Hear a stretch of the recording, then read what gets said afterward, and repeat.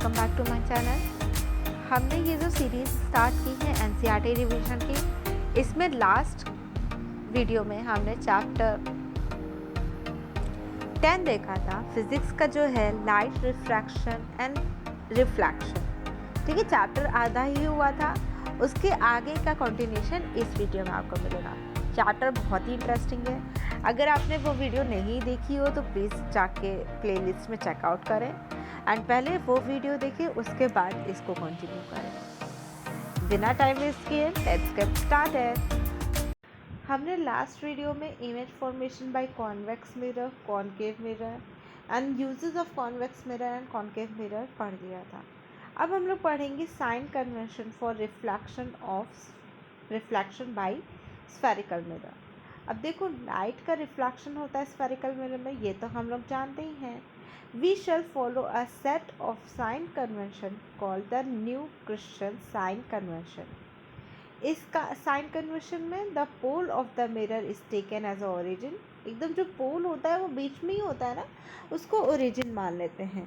Principal axis of the mirror is taken on the X axis, that is X X dash of the coordinate system. तो sign convention कैसे चलेगा? ऐसे कुछ चलेगा। The object is always placed on the left of the mirror, हमेशा left में रखा जाएगा। इसका मतलब है that light from the object fall on the mirror from left hand side. All distance parallel to the principal axis are measured from the pole of the mirror. जितनी भी line को हम लोग मेज़र करेंगे वो पोल से मेज़र करेंगे। All the distance measure to the right of the origin are taken as positive लोगे, और जो लेफ्ट में है उसको आप नेगेटिव लोगे। The distance measure perpendicular to and above the principal axis are taken as positive, और जो बिलो होगी उसको नेगेटिव लिया जाएगा। ठीक है, इस तरह से हमारा साइन कन्वर्शन चलता है। Mirror formula and magnification. अब मिरर फॉर्मूला क्या कहता है? In a spherical mirror the distance of the object from its pole is called the object distance, उसको ऑब्जेक्ट डिस्टेंस बोलते हैं। और जो इमेज की डिस्टेंस होती है उसको क्या बोला जाता है? इमेज डिस्टेंस बोला जाता है। You already have know that the distance of principal focus from the pole is called focal length. इसी को फोकल लेंथ कहा जाता है। जो पोल और प्रिंसिपल फोकस के बीच की डिस्टेंस होगी वही आपकी फोकल लेंथ कहलाती है। इससे हम इन तीनों चीज़ों से एक फॉर्मूला जनरेट कर लेते हैं। क्या है वो फॉर्मूला? 1/v प्लस 1/u बराबर 1/f। v हमारी इमेज डिस्टेंस, u हमारी ऑब्जेक्ट डिस्टेंस और f हमारी focal length. This formula is valid in all the situation for all spherical mirror for all position of the object. You must use the new Christian sign convention while substituting the numerical values of u, v and f and r in the mirror formula for solving the problem. Magnification produced by the spherical mirror gives the relative extent to which the image of an object is magnified with respect to the original object. Original object जो object size है हमारा, उससे हमारी कितनी बड़ी image बनी, इसी को बोलते हैं मैग्निफिकेशन। इसको हम लोग किस तरह लिखते हैं? इसको हम लोग रेशियो से लिखते हैं, height of the image upon height of the object. इन दोनों का रेशियो आप निकाल लेते हो, उसी को हम लोग बोलते हैं मैग्निफिकेशन। यानी m is equals to height of image upon height of the object. तो ये कैसा फॉर्मूला आ जाता है? m is equals to h dash upon h, जहाँ पे h डैश हमारा इमेज की हाइट है और h हमारी ऑब्जेक्ट की हाइट है। The magnification m is also use to the object distance and image distance. इसको कैसे बोल सकते हैं? Magnification m is equals to h dash upon h, यानी माइनस v अपॉन q।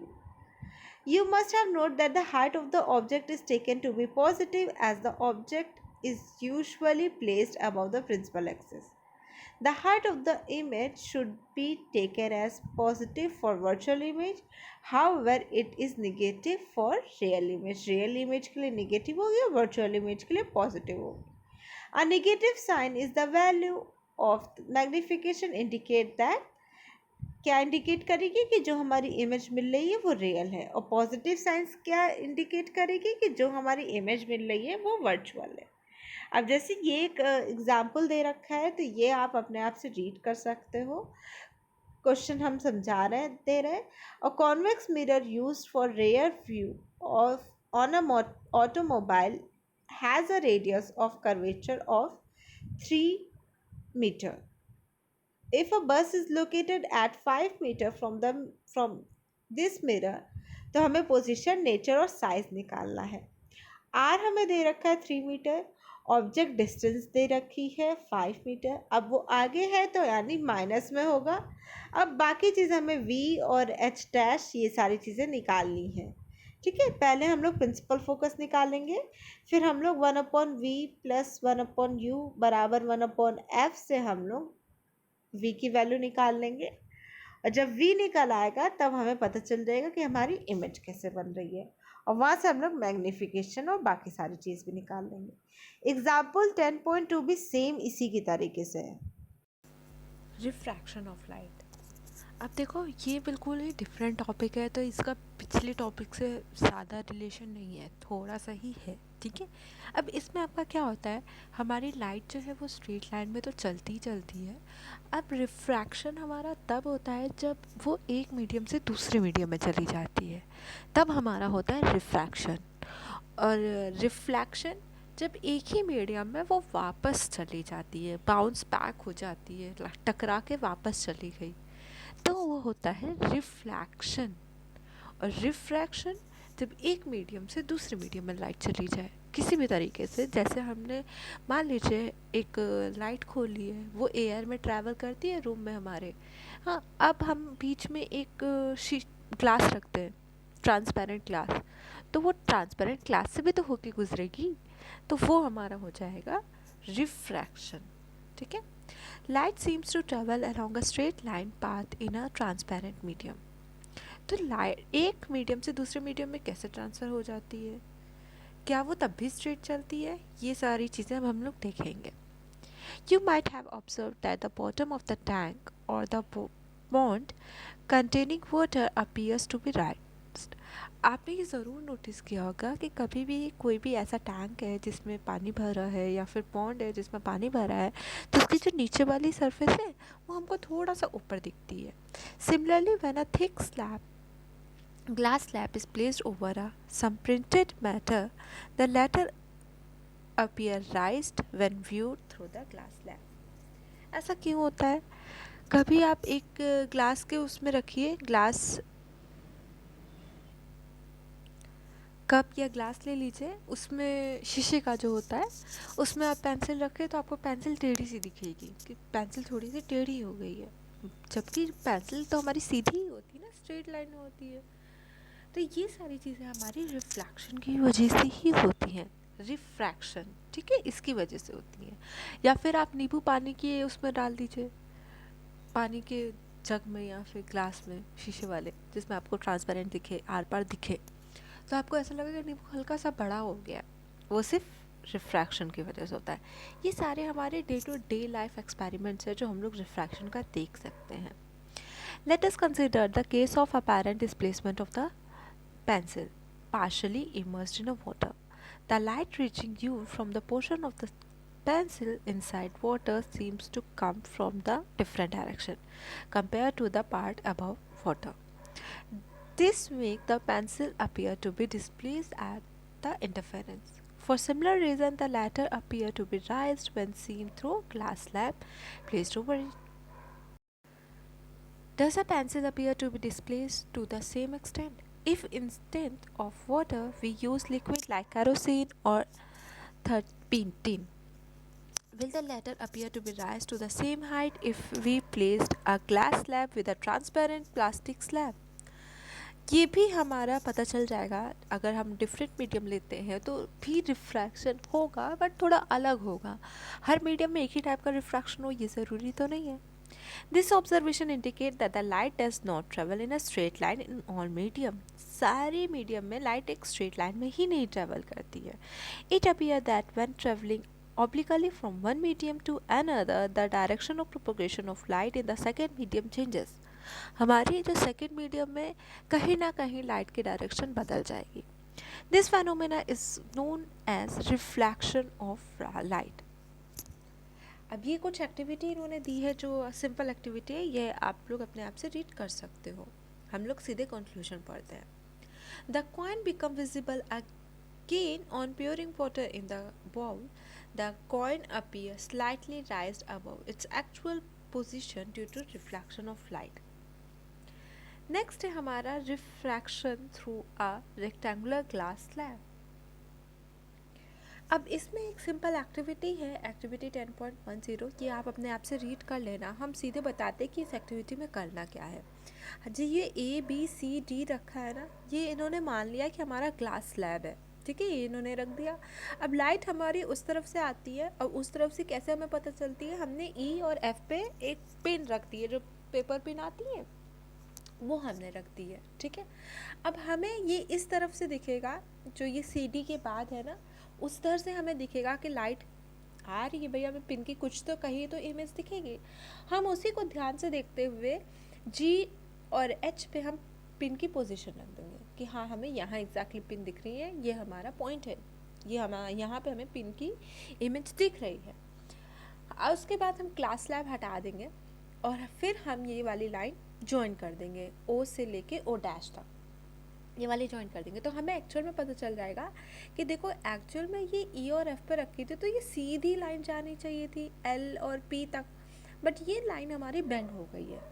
तो और वो भी बेंड कहाँ हुई है, पहले देखो A और B में जब एंटर किया है तब हमारी थोड़ी सी बेंड हो गई है, थोड़ी सी मुड़ गई है, और जब ये बाहर निकली है C और D से तब भी ये थोड़ी बेंड हो गई है. तो ये हमारा पूरी एक्टिविटी हमें बताती है. In this activity, we will note that the light rays has changed its direction at the point O and O dash. Note that both the point O and O dash lie on the surface separating two separate media. Draw a perpendicular N and dash to AB at O and another perpendicular N M dash to CD at O dash. The light rays at O has entered from rarer medium to denser medium. जो air है वो rarer medium है और जो आपका glass है वो denser medium है. Now the light rays has to bend towards the normal. Normal की तरफ थोड़ा सा bend हो गई है. At O dash the light has entered from glass to air, that is from denser medium to rarer medium. The light here has to bend away from the normal. वो away हो गई है.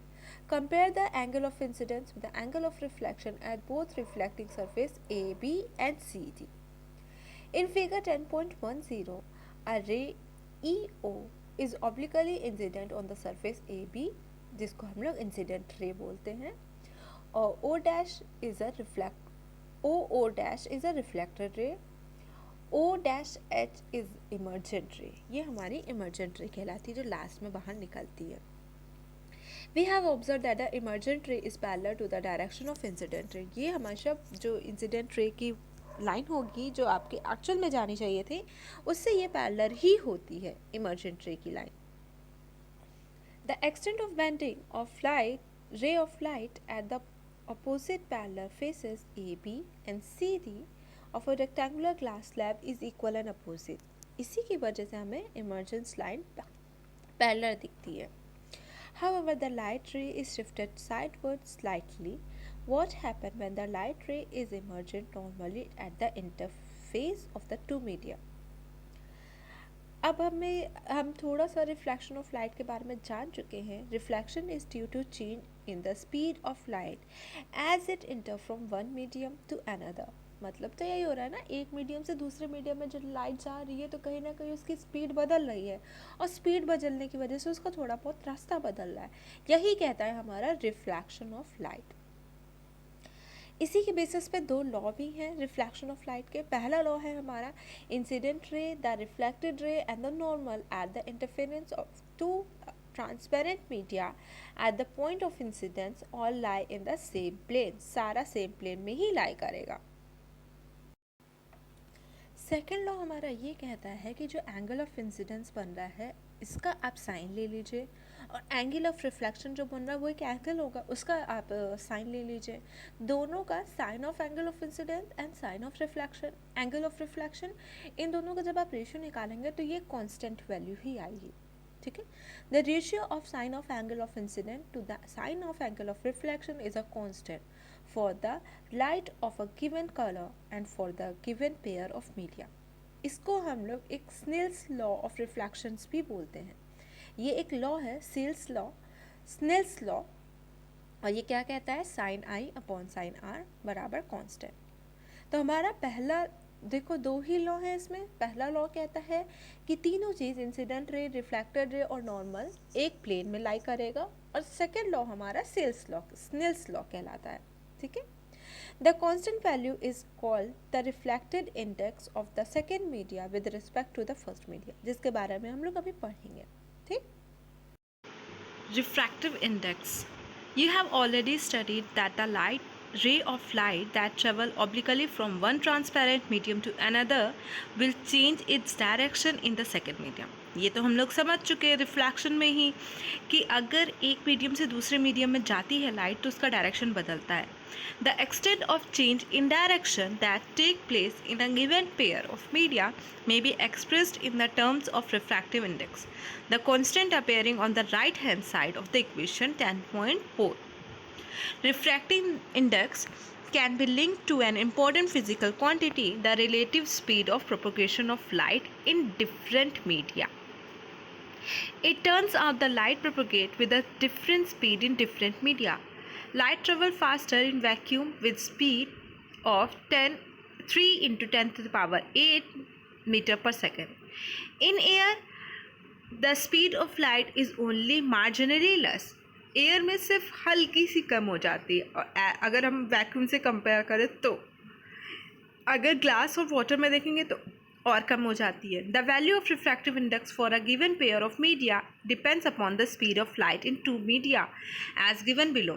Consider a ray of light travelling in media 1 into media 2 as given in figure 10.11. Let V1 be the speed of light in media 1 and V2 be the speed of light in media 2. V1 को मान लिया इन्होंने media 1 में speed of light, और V2 को मान लिया media 2 में स्पीड ऑफ लाइट। तो रिफ्रैक्टिव इंडेक्स हमें निकालना है सेकेंड मीडिया का with respect to first media, मतलब फर्स्ट मीडियम के रिस्पेक्ट में हमें सेकेंड मीडियम का रिफ्रैक्टिव इंडेक्स निकालना है। तो हम कैसे निकालेंगे, speed of light in medium 1 upon speed of light in medium 2, simple ये होगा। और उसको लिखा कैसे जाएगा, n/1, 2 पहले लिखा जाएगा क्योंकि सेकेंड मीडिया का निकालना है फर्स्ट मीडिया के रिस्पेक्ट में, इसलिए 1 बाद में लिखा जाएगा, और क्या हो जाएगा V1 upon V2। By the same argument the refractive index of the media 1 with respect to media 2, इसको कैसे लिखा जाएगा, n12, और कैसे लिखा जाएगा, speed of light in medium 2 upon speed of light in medium 1, ठीक है। If medium 1 is a vacuum or air, then refractive index of media 2 will be considered with respect to vacuum. This is called absolute refractive index of the medium, जिसको हम लोग simply n2 से represent कर देते हैं absolute refractive index को। If c be the light speed of light in air and v be the speed of light in medium, the refractive index क्या हो जाएगा, speed of light in air upon speed of light in medium, यानी c upon v. The absolute refractive index of a media is simply called its refractive index, उसका refractive index बोला जाता है। The refractive index of several media is given in table 10.3. इसमें आपको कुछ refractive index दे रखे हैं, जैसे देखो एयर का दे रखा है, आइस का दे रखा है, कुछ का दे रखा है। इसमें वाटर का रिफ्रैक्टिव इंडेक्स माना गया है 1.33. This means the ratio of speed of light in air and ratio of speed of light in water is equals to 1.33. और अगर हमने रिफ्रैक्टिव इंडेक्स क्राउन ग्लास का दिया है 1.52, तो इसी तरह होगा speed of light in air upon speed of light in glass is equals to 1.52. तो इस टेबल का मतलब ये है। Note that table 10.3, there is obliquely denser media may not be processed greater mass density. For example, kerosene have higher refractive index is optically denser then water although its mass density is less than water. ठीक है, next हमारा है refraction bye spherical mirror. अब जैसे हम लोग ने mirror में देखा था कि कैसे इमेज बन रही है, सेम वही चीज़ें आपको लेंसेज में भी देखनी है। You might have seen watchmaker making a small magnifying glass to see tiny parts. Have you ever touched the surface of the magnifying glass with your hand? तो आपको लगता होगा ये कुछ कर्व्ड है, बीच से पतला है, बीच से मोटा है, या किनारे से पतला, ऐसे कुछ ज़रूर अगर आपने टच किया होगा तो आपको पता चलता होगा। A transparent material bound by the two spheres of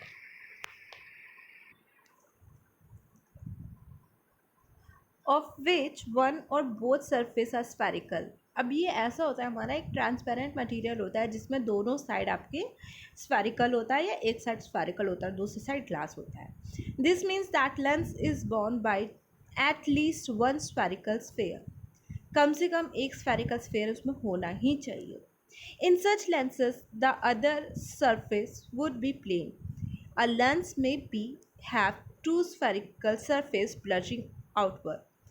lens में दो सरफेस भी हो सकती है जो बाहर की तरफ निकली हो। अब आप लेंस का सबसे बढ़िया एग्जांपल समझो, जो चश्मा होता है ना, आजकल लोग चश्मा लगाते हैं जो पावर वाला होता है, वो एक लेंस होता है। इट इज़ सिंपली कॉल्ड, जिसमें बाहर की तरफ निकला होता है ना, जिसमें बीच में मोटा होता है, इसको हम लोग डबल कॉन्वेक्स लेंस बोल देते हैं, या फिर हम लोग इसको सिंपली कॉन्वेक्स लेंस बोल देते हैं। और जिसमें बीच में पतला होता है और किनारे मोटा होता है, उसको हम लोग it is thicker at middle as compare to edge. ये बीच में मोटा होता है as compare to edge, edge पे थोड़ा पतला होता है, जैसे आपको फिगर ए में दिखा रहा है। Convex lens converge light ray as shown in figure 10.12। ये हमेशा लाइट रे को कन्वर्ज करता है, एक पॉइंट पे कन्वर्ज कर देता है, इसीलिए इसको कन्वर्जिंग लेंस भी बोला जाता है। और एक डबल कॉन्केव लेंस भी होता है जिसकी दोनों spherical surface curved inward. It is thicker in edge, किनारे पतला होता है और बीच में, किनारे मोटा होता है और बीच में पतला होता है। ये हमारा कॉन्केव लेंस होता है, जैसे फिगर बी में दिखा रहा है आपका। ये डाइवर्ज करता है, सारी लाइन को फैला देता है, इसलिए इसको डाइवर्जिंग लेंस बोलते हैं। A lens either be convex or concave have two spherical surface।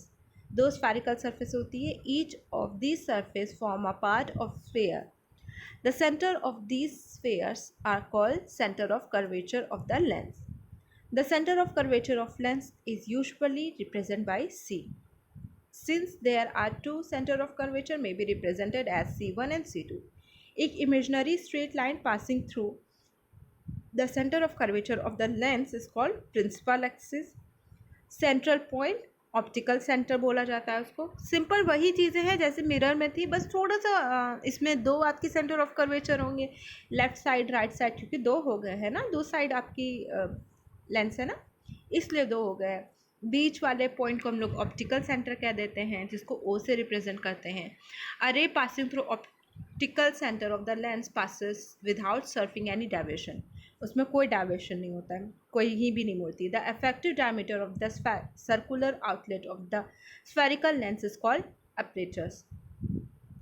We shall confirm our discussion in this chapter to such lenses whose apertures is much smaller than the radius of curvature and the two centers of curvature are equidistant from optical center O। ऐसे lens को हम thin lenses भी बोलते हैं, उसी के बारे में अब हम लोग देखेंगे। The paper began to burn, producing smoke। It even catch fire while after a while। ऐसा क्यों होता है? कभी देखा है ना कि अगर आप पेपर के ऊपर लेंस रखो तो वो जलने लगता है। द लाइट फ्रॉम द सन, जो लाइट आ रही है सन से वो पहले पैरेलल आ रही है, और जब वो लेंस से टकरा रही है तो वो कन्वर्ज करके एक पॉइंट पे सारी लाइट को एक पॉइंट पे पॉइंट आउट कर दे रहा है। तो एक पॉइंट पे सारी गरम गरम गरम गरम लाइट जल आ रही है तो वो कुछ टाइम के बाद जल ही जाएगा paper. Now we shall consider the rays of light parallel to the principal axis of the lens. What will happen when you pass such ray of light through lenses? ये आपको बताया गया है फिगर 10.12 में ए में, और कॉन्केव का 10.12 B में। Observe figure 10.12a carefully. Several rays of light parallel to the principal axis are falling on the convex mirror. These rays, after reflection from the lens, are converging to a point to the principal axis. This point on the principal axis, इसको क्या बोला जाता है? Principal focus बोला जाता है. अब 10.12b carefully देखो, तो उसमें है आपका several rays parallel to the principal axis falling on the concave mirror. वो एक पॉइंट के बाद जब रिफ्रैक्शन हो जाता है तो वो डाइवर्ज कर जाती हैं. डाइवर्ज करने के बाद एक पॉइंट से गुजरती हैं, ऐसा लगता है एक पॉइंट से गुजर रही हैं, पॉइंट से डाइवर्ज हो रही हैं, उस पॉइंट को हम लोग प्रिंसिपल फोकस बोलते हैं.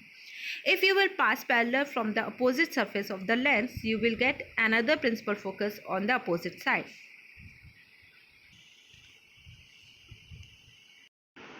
जिसको हम लोग F से रिप्रेजेंट कर देते हैं प्रिंसिपल फोकस. तो दो प्रिंसिपल फोकस हो जाते हैं, F1 और F2.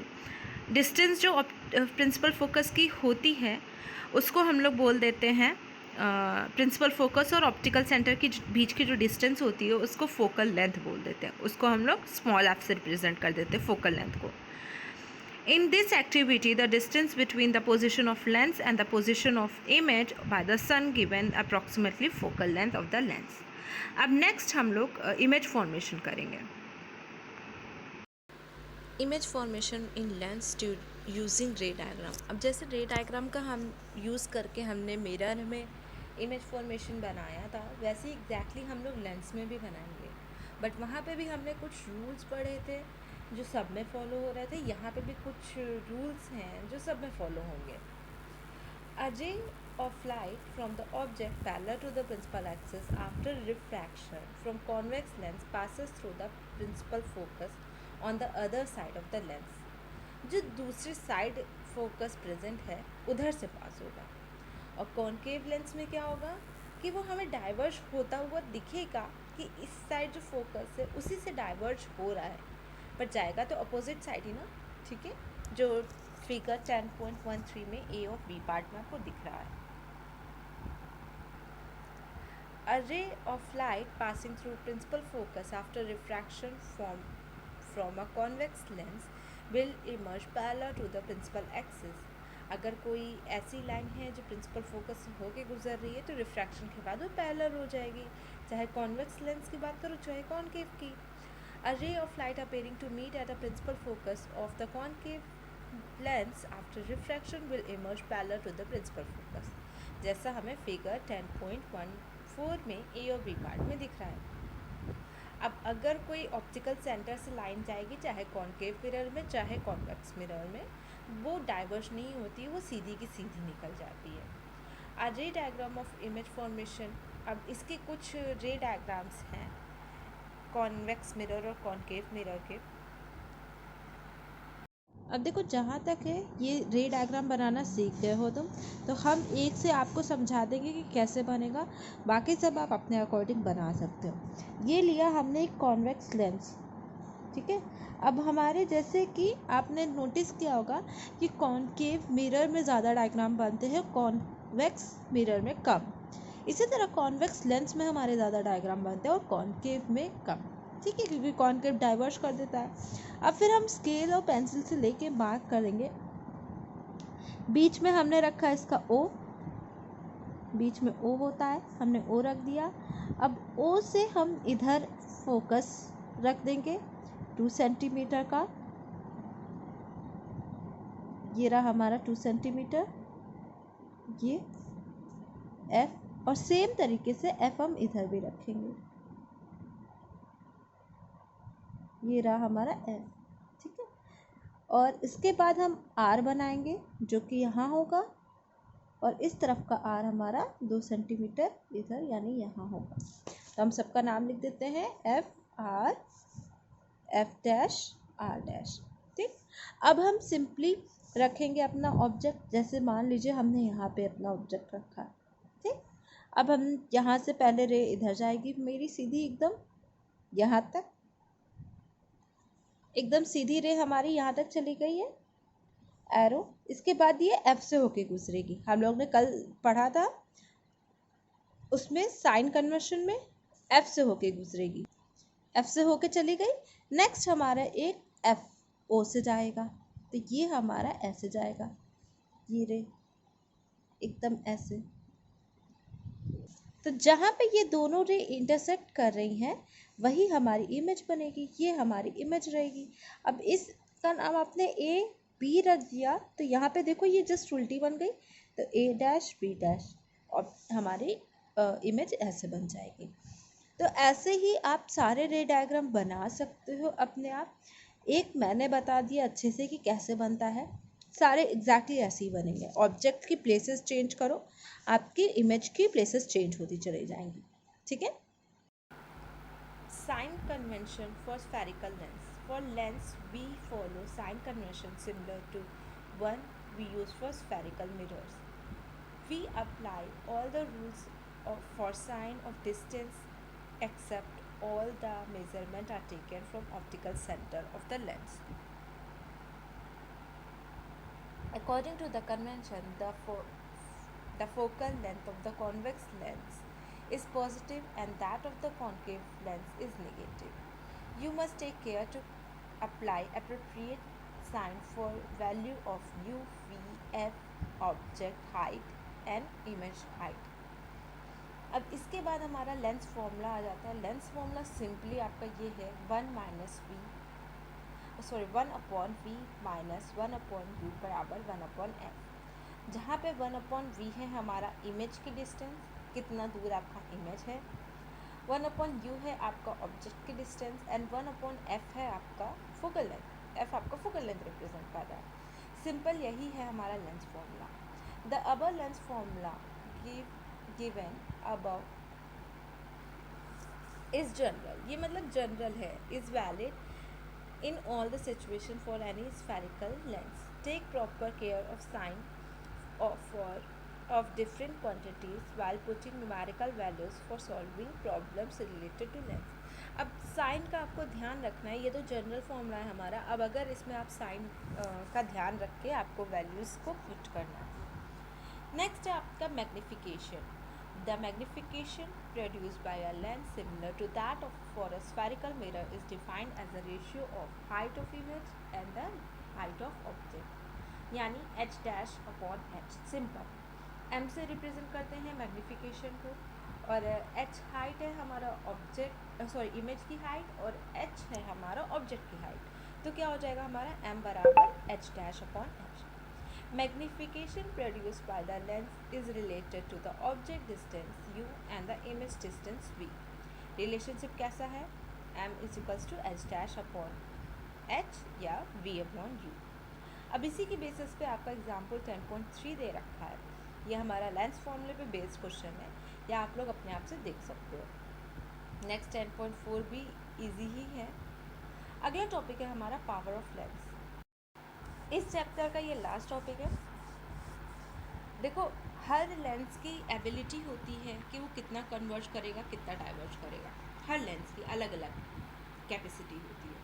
For example, a convex lens of a shorter focal length bend the light ray through the large area by focusing them closer to the optical centre. जबकि एक concave lens है of short focal length cause high divergence than the one with focal length, longer focal length. The degree of conversion and diversion of light ray achieved by the lens is expressed in terms of its power. The power of the lens is defined as reciprocal of its focal length. Focal length पे ही depend कर रहा है तो उसी का reciprocal हमारा power हो जाता है। अब हम पावर को P से रिप्रेजेंट करते हैं तो हमारा हो जाता है P is equals to 1/f। SI unit lens की क्या होती है?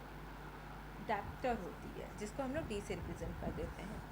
अब देखो, फोकल लेंथ की तो हमारी सिंपल एम से होती है, तो यानी 1/m होता है, यानी वन डायप्टर को हम बोल सकते हैं 1/m। The power of the convex lens is positive, हमेशा पॉजिटिव होगा, कॉन्केव लेंस का निगेटिव होगा। ठीक है, तो ये था हमारा पूरा ये चैप्टर। अब इसके बेसिस पे जो एग्जांपल्स दे रखे हैं 10.3 एंड 10.4, ये बहुत इम्पोर्टेंट है, तो इसको आप अपने आप से ट्राई कर सकते हो। इसको ट्राई करिए, इसके बाद इसकी एक्सरसाइज शुरू करिएगा।